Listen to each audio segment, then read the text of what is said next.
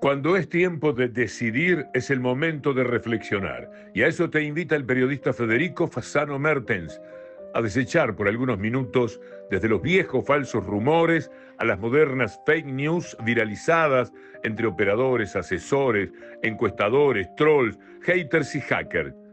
Porque cada elección se nos hace más difícil conocer la verdad y decidir nuestro voto. Por candidatos con ideas, programas, sensibilidad y capacidad de gestión y conducción. Por eso, Federico Fasano Mertens les propone este manual para indecisos, para reflexionar sobre lo que les importa, su vida, sus familias, su seguridad, educación, salud, vivienda, trabajo y jubilación. Esto que se llama La Cosa Vostra.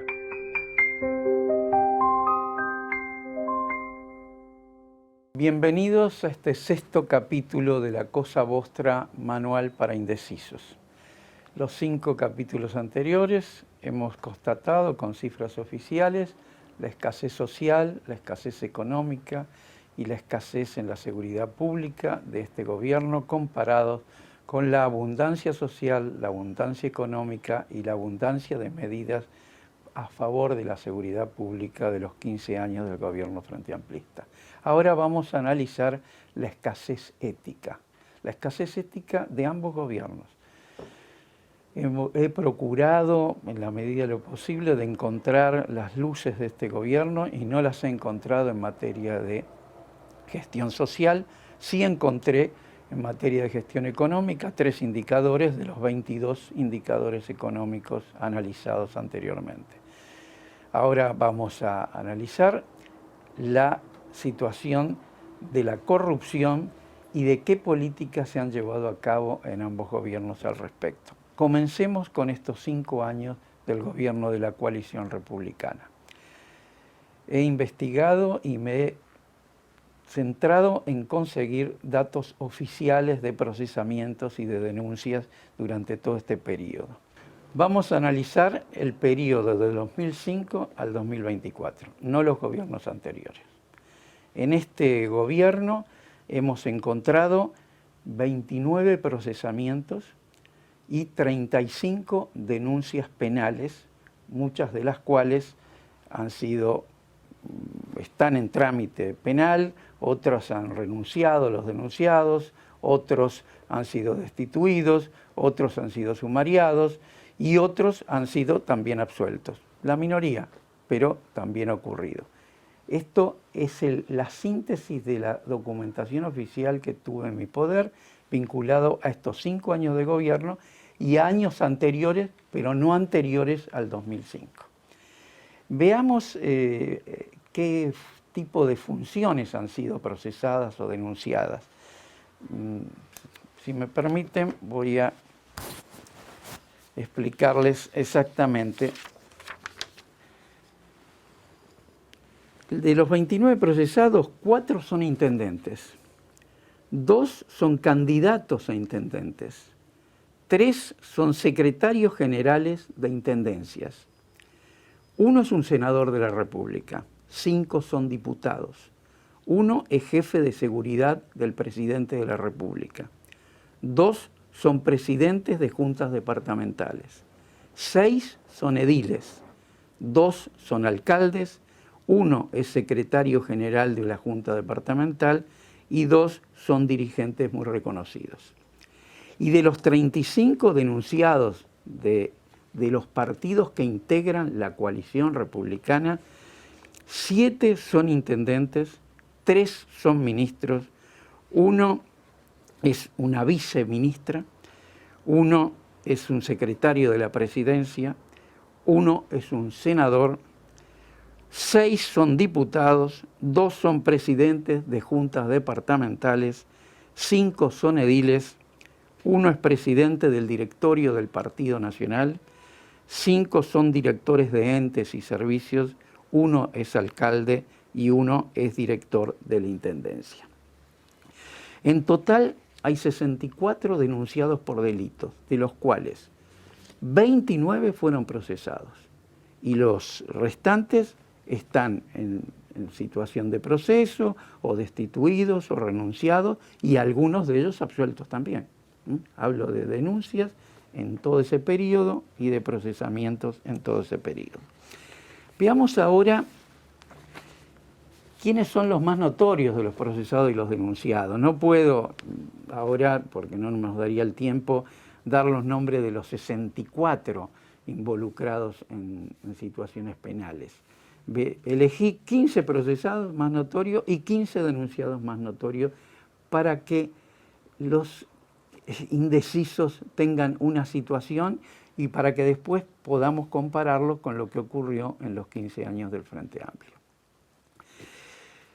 De los 15 procesados más notorios, de los 29 que ya señalé, hay un senador, el senador Gustavo Penades, la diputada Valentina dos Santos, el diputado Wilson Esquerra, el diputado Nelson Bosch, el diputado Nicolás Ortiz, el jefe de seguridad de la Presidencia de la República, Alejandro Astesiano, el intendente de Artigas, Pablo Caram, el intendente de Flores, Carlos Mazulo, el intendente de Florida, Andrés Arocena, recientemente fallecido, el secretario general de la Intendencia de Artigas, Rodolfo Caram, la esposa del secretario general de la Intendencia de Artigas, el secretario general de la Intendencia de Paysandú, Horacio de los Santos, el presidente de la Junta Departamental de San José, Nelson Petre, el dirigente del Partido Nacional, Sergio Aníbal López, y la militante notoria del Partido Nacional, Romina Papazo. Estos son 15 de los 29 procesados de la coalición multicolor que he seleccionado.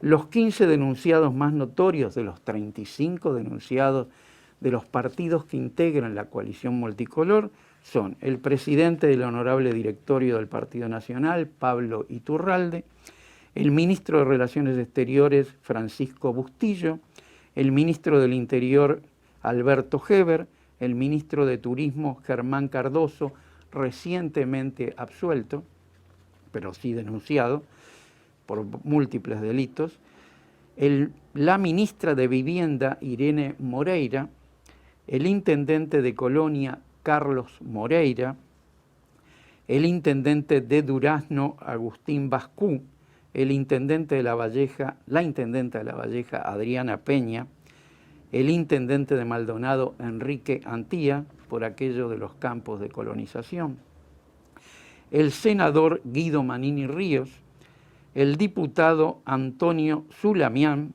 el diputado Sebastián Andújar, el presidente de la Junta Departamental de Maldonado, Rodrigo Blas, y el presidente de la delegación uruguaya de Salto Grande, Carlos Albizu. Faltan los otros 14 procesados y 20 denunciados más.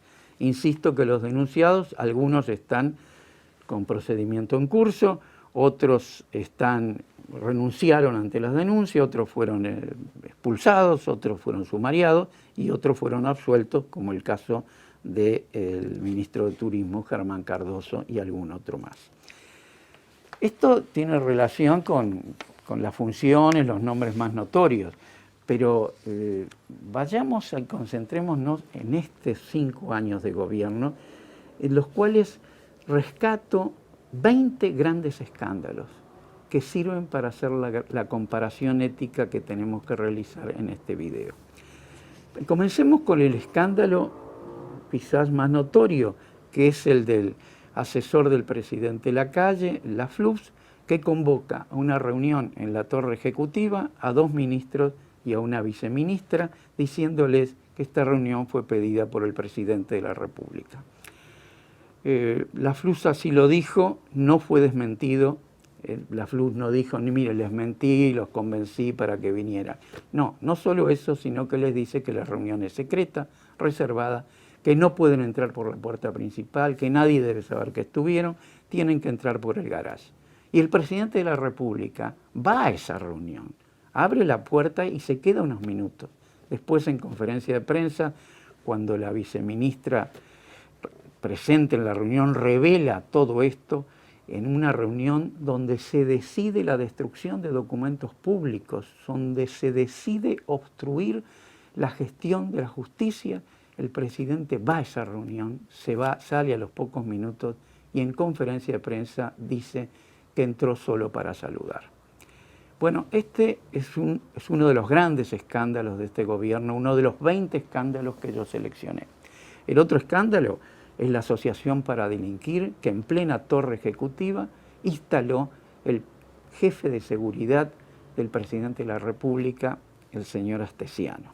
Otro escándalo importante fue las declaraciones, las conversaciones que mantuvo el presidente del honorable directorio del Partido Nacional, Pablo Iturralde, con el senador Penades. Conversaciones que después veremos su texto, en las cuales le dice que no se preocupe, que el caso ha sido asignado a una fiscal, Alicia Gioni, que es una magistrada que es nuestra, le dice. Utiliza la palabra es nuestra. Alicia Gioni es nuestra y ya ha actuado en varios casos archivando expedientes que nos perjudicaban. Este ha sido otro de los grandes escándalos de este gobierno. El otro escándalo es el de la fiscal Gabriela Fossati. Gabriela Fossati tuvo en su poder 38 conversaciones entre el presidente de la República y su jefe de seguridad, jefe de la Asociación para Delinquir instalada en la Torre Ejecutiva. Se negó a que fueran examinadas esas 38 conversaciones, que están en la justicia penal. Se negó a interrogar al presidente de la República. Afirmó que no se iba a inmolar en este caso para nada y dice que terminó sus gestiones, renunció y se afilió de inmediato al Partido Nacional y es una militante reconocida actualmente del Partido Nacional. No tiene precedentes esto en la historia de este país. Es otro de los grandes escándalos de este gobierno. Otro escándalo, menor si se quiere, pero fue escandaloso. La vicepresidenta de la República, Beatriz Argimón, una senadora muy respetada y además muy reconocida por su feminismo y su trayectoria.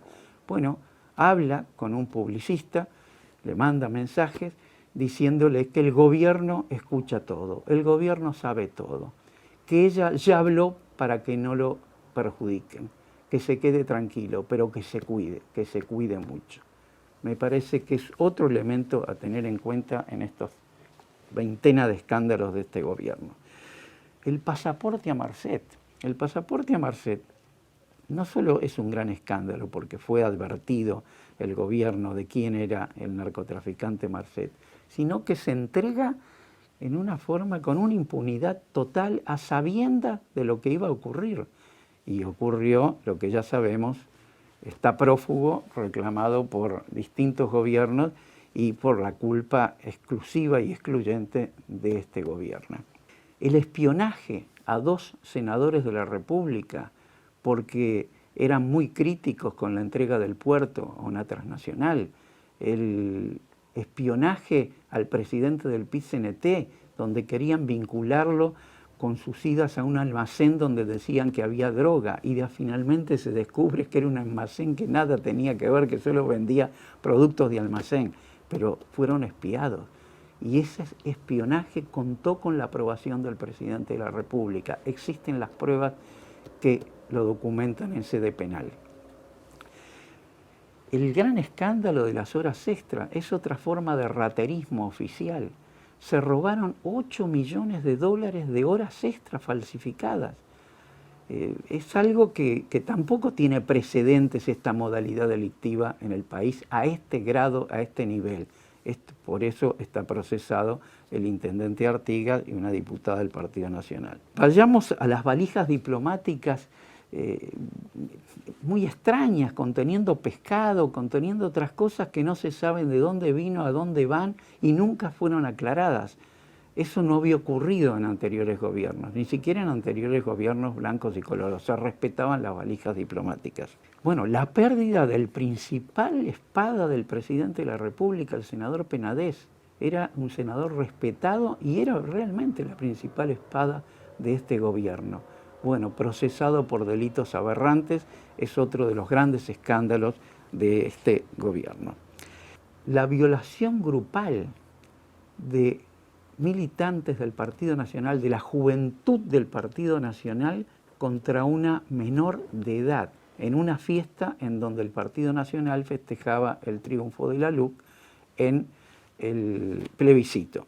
Eso no ha sido investigado, no ha sido nadie procesado por ese tipo de violación a un menor por militantes del Partido Nacional.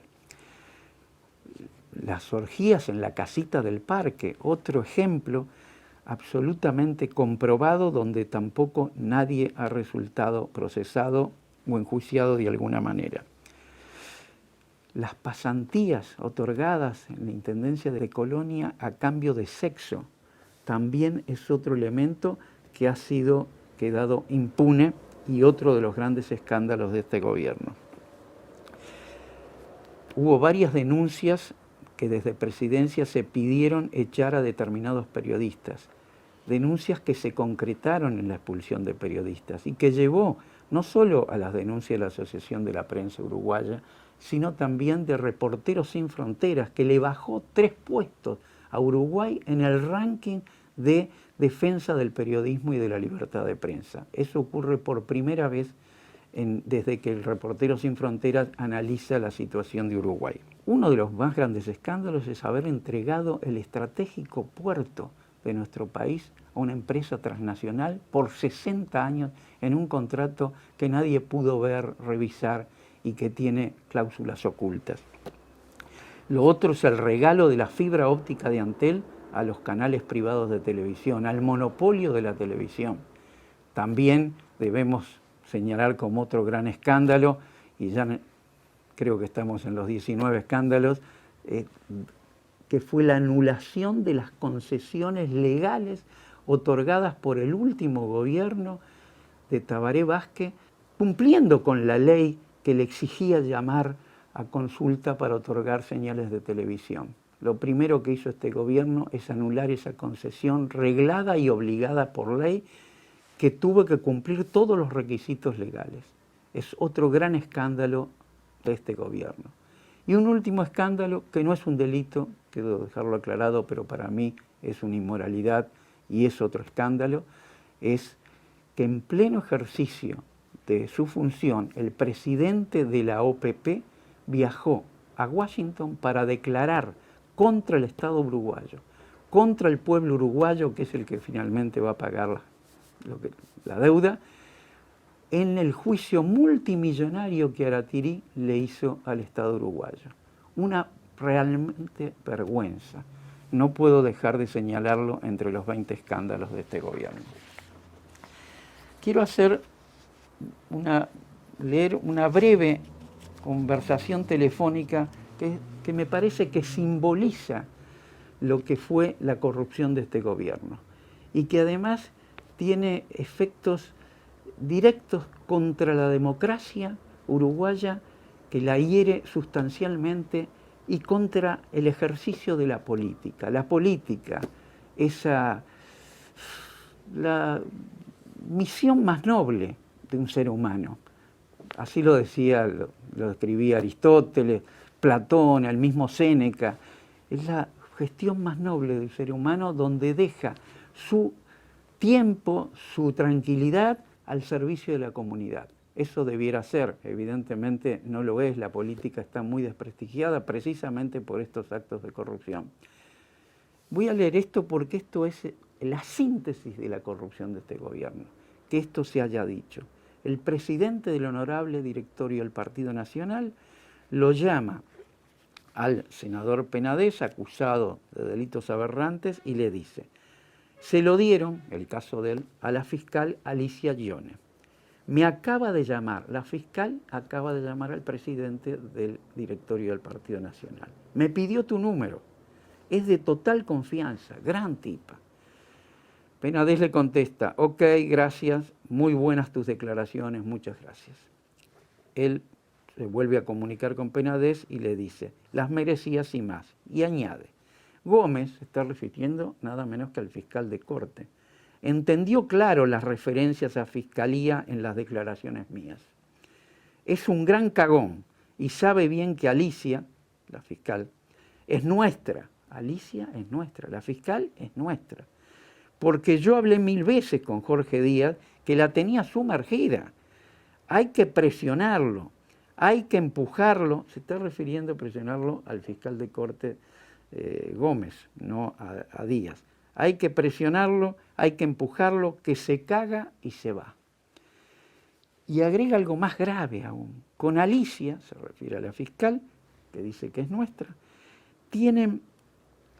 con Alicia la tienen porque no procesó a Carlos Moreira, se refiere al intendente de Colonia, y archivó la causa de Cacho, no sé quién es Cacho, de las donaciones de las inundaciones, lo de las patentes del Cacho, y la semana pasada archivó lo de la violación en la fiesta de la LUC, en la casa de Del Pino. Siempre es una crack, se refiere a la fiscal. Y en la fiesta esa fue una monstrua, el hiperelogio a una fiscal. Este documento es vomitivo, da ganas de vomitar, porque pone en evidencia el estilo de conducción político de este gobierno y el grado de corrupción al que se llegó. Nada menos que el presidente del directorio del partido que lidera el gobierno de la coalición republicana. Veamos ahora qué pasó con los 15 años del Frente Amplio, o en rigor con los 20 años, 15 años de gobierno más estos 5, que también fue perseguido penalmente con gran saña, pero veamos cuáles son los resultados. En los 20 años hubo solo 8 procesados contra los 29 que estamos hablando de este gobierno. En los 20 años. Pero veamos qué procesados son y qué delitos son. Yo, y es una opinión personal, no digo que la compartan ustedes los indecisos, de los 8 procesados, solo 1 es por corrupción. Solo 1. No los 7 restantes, y lo voy a señalar y describir. El procesado que sí por un tema de corrupción fue el director de casinos, Juan Carlos Bengoa, hace 20 años. Y fue procesado por la responsabilidad de su cargo, porque hubo actos de corrupción en el casino. Y él era el director de casino, y la justicia entendió que él sabía lo que estaba ocurriendo y no actuó. Yo creo que es el único procesamiento por corrupción. Veamos los otros. Bueno, veamos a la senadora Michelle Suárez, la única mujer trans que llega al Parlamento uruguayo. Comete un error más de tipo privado que de público, no es en el ejercicio de su función. Como abogada, falsifica una firma en un expediente. Reconoce su error, pide perdón, renuncia a la banca, se presenta ante la justicia, es condenada por esa firma falsificada, cumple su condena y a los pocos años muere prematuramente, a los 38 años.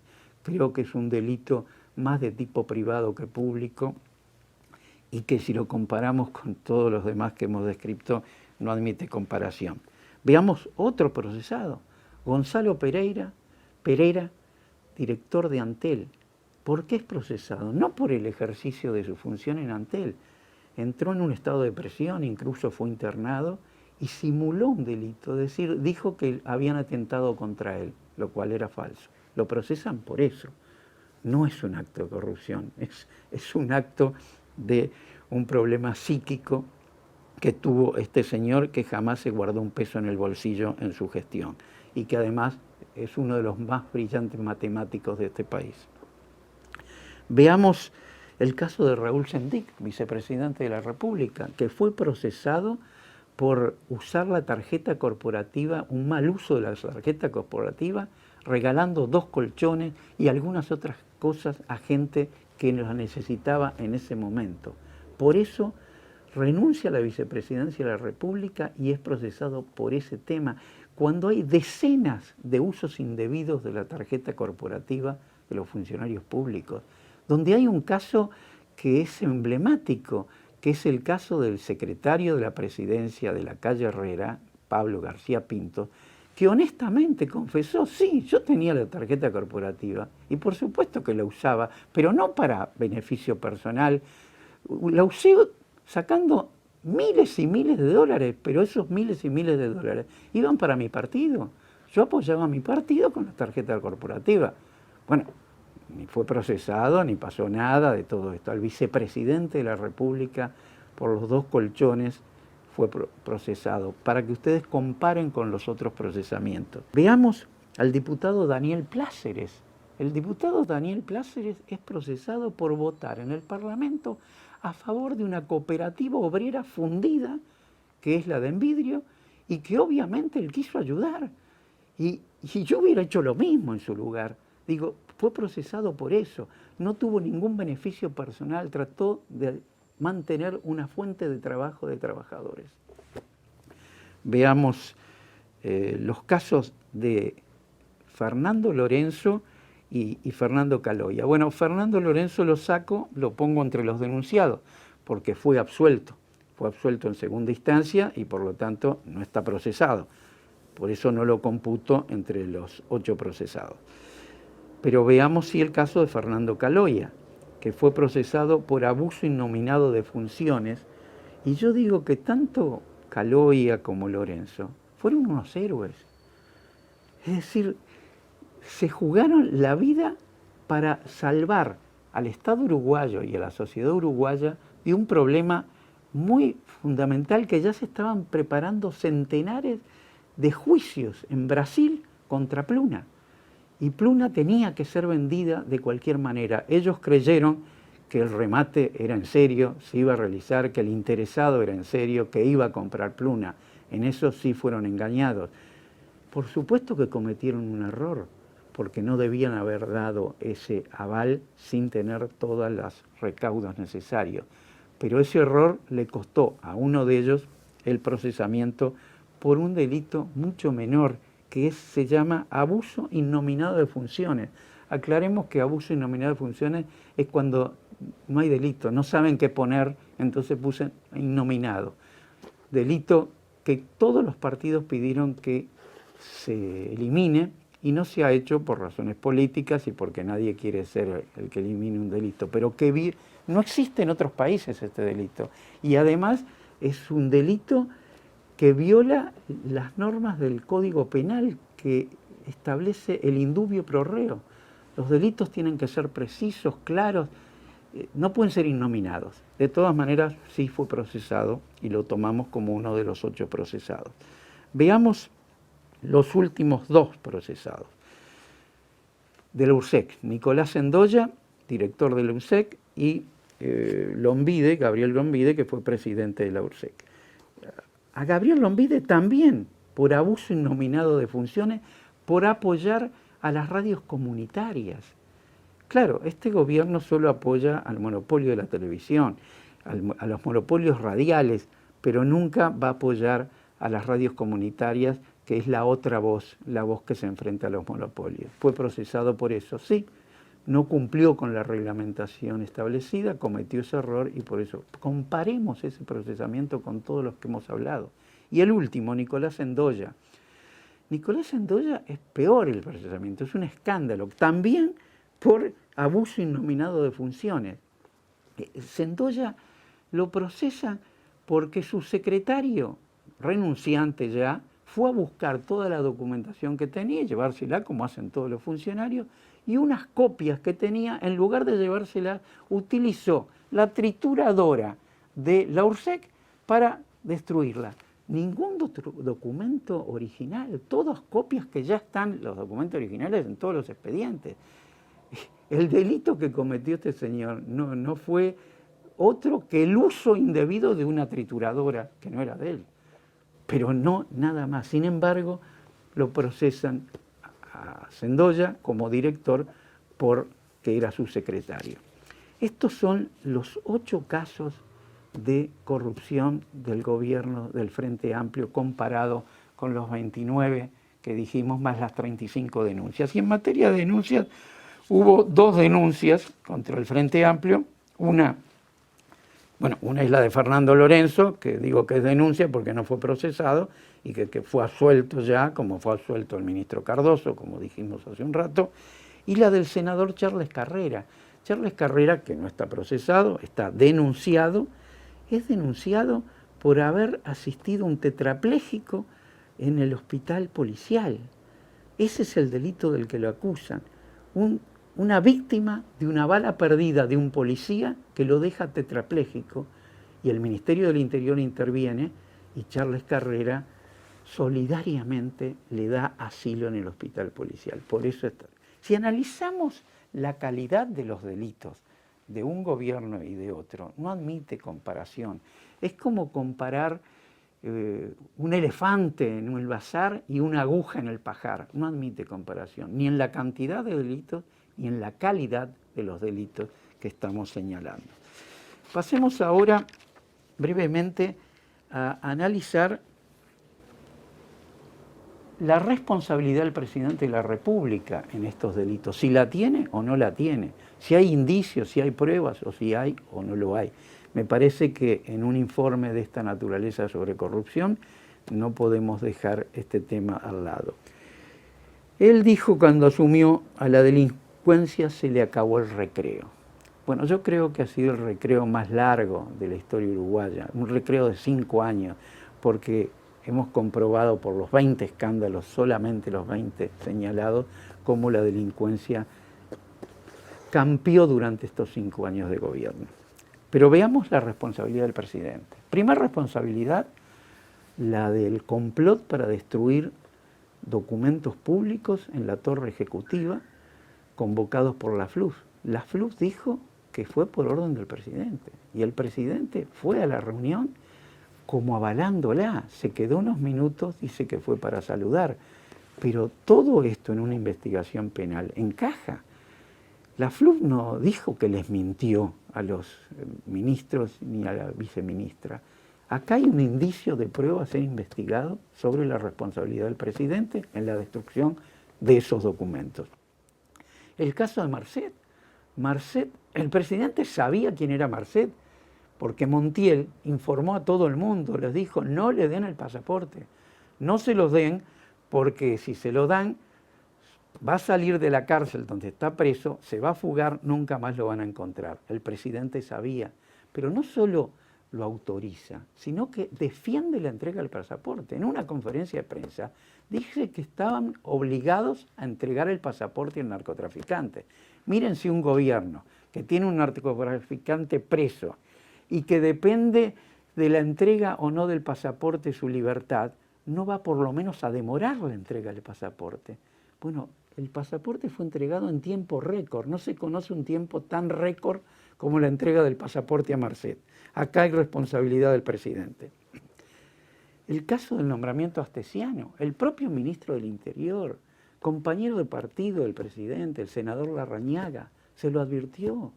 Le dijo: no nombres a Astesiano. Astesiano fue procesado por estafa en el 2002. Fue indagado por hurto en el 2003 y en el 2004. Fue indagado por por apropiación indebida en el 2007 y en el 2011 por daño. Le dio todos los antecedentes, y el presidente igual lo nombra a quien después es el jefe de la Asociación para Delinquir en plena torre ejecutiva. Tiene algo de responsabilidad el presidente. Sobre Fossati, cuando el presidente ve que la fiscal Fossati lo protege al punto tal de impedir que se examinen las 38 conversaciones entre el presidente y su jefe de seguridad, ¿qué tendría que haber hecho? Entregar su celular. Celular no exigido por la fiscal Fossati, que después pasa a ser militante del Partido Nacional. Tendría que haber dicho: yo no tengo nada que ocultar, acá está mi celular. Vean las 38 conversaciones que mantuve. No lo hizo. Es otro indicio de responsabilidad del presidente. El espionaje a 2 senadores y al presidente del PIT-CNT fue autorizado por el presidente de la República. Están las pruebas. El jefe de seguridad lo llama al presidente, esto está en sede penal la prueba, y le dice lo que va a hacer sobre el espionaje ilícito a 2 senadores y al presidente del PIT-CNT. Y él le contesta lacónicamente, pero está por escrito: perfecto, con una sola palabra, perfecto. Hay responsabilidad del presidente en ese espionaje. Los elogios públicos que el presidente ha hecho de 3 actos delictivos muy importantes, son también otra prueba. Fíjense lo que dijo sobre Penades. Declaraciones públicas y que están comprobadas. Goza de mi confianza y lo respaldo. Penades. Lo que dijo de Astesiano, procesado, intachable, merece toda mi confianza. Y de Albizu, el presidente del escándalo de Salto Grande, le tengo aprecio, afecto y confianza. ¿No se daba cuenta el presidente que si un presidente de la República sale a defender a 3 delincuentes, está influyendo en el Poder Judicial que los tiene que juzgar? Por lo menos indirectamente. Bueno, salió a hacerlo. Yo creo que en cualquier país del mundo se abría un juicio político, no para condenarlo, sino para averiguar la verdad, o para absolverlo o para condenarlo. Aquí no se abrió el juicio político, y no se abrió porque la mayoría de la coalición republicana se negó a ello. Pero tendría que haberlo pedido el propio presidente de la República. Me parece que acá, cuando el presidente asumió y dijo la fruta no cae lejos del árbol, se equivocó. Esta fruta cayó muy lejos del árbol, cayó en un bosque de árboles de corrupción. No es comparable la corrupción de este gobierno con la corrupción del árbol a que él se refería el actual presidente, el árbol del gobierno de su padre en aquellas épocas. No tiene punto de comparación. Voy a dar un solo dato que obviamente no es delictivo, que es simplemente un elemento para que los indecisos tengan en cuenta, que es el aumento del patrimonio del actual presidente de la República. Aumentó su patrimonio bruto en un 90% en estos 4 años y medio de gestión. El patrimonio neto, como tiene una deuda sobre ese patrimonio, bajó al 61%. Exactamente el aumento fue de 60,9%. Veamos los aumentos de los 2 presidentes anteriores. El aumento del patrimonio de Mujica, que es el que tiene menos patrimonio de todos, y aumentó obviamente en la presidencia de la República al 43%, de los cuales la mayor parte de ese aumento fue destinado a comunidades, al servicio público, a donaciones, además de haber donado su salario. Y el aumento del patrimonio de Tabaré Vázquez fue del 27,3%, simplemente para tenerlo en cuenta los indecisos. El presidente confundió el orgullo con la soberbia. No supo saber que el orgullo valora lo propio y la soberbia necesita el desprecio a los demás. En lugar de tener y exhibir el legítimo orgullo de haber sido presidente de los orientales elegido por la mayoría de la población, exhibió esa soberbia durante todos los 5 años de su gestión. Para terminar esta comparación, que es muy triste, tengo que decir que este gobierno nos ofreció 5 años de felicidad, que en definitiva nos ofreció pan y circo. Y en rigor me retracto, no fue pan y circo, fue solo circo, porque el pan lo quitaron al pueblo. Un circo corleónico, un circo que mejor no hubiera existido al describir todos estos escándalos de corrupción. Uno de los dogmas más importantes de la izquierda uruguaya, del Frente Amplio, ha sido siempre en su gestión que lo público sea más público y lo privado más privado. Este gobierno cambió ese dogma y transformó que lo público sea más privado y que lo privado sea más oculto, más secreto, más oscuro. Y eso es lo que estamos pagando las consecuencias con la gestión de este gobierno, en la escasez ética de este gobierno. Para que no se perpetúe entonces este gobierno que llenó las arcas de los menos y la infelicidad de los más, para que retorne la acumulación más difícil de la historia, que es la acumulación ética, que existió y dio prueba el gobierno del Frente Amplio durante estos 15 años que gobernó, le decimos: señora ciudadana indecisa, ciudadano indeciso, jóvenes indecisos, voten y apoyen al único proyecto que les ofrece ser socialmente iguales, humanamente diferentes, porque también es necesario, y totalmente libres. Los espero el domingo en el Tribunal de las Elecciones. Muchas gracias. Gracias por compartir este manual para indecisos que les propone el periodista Federico Fasano Mertens de camino a las elecciones nacionales, para reflexionar y decidir sobre lo que importa, la cosa vostra.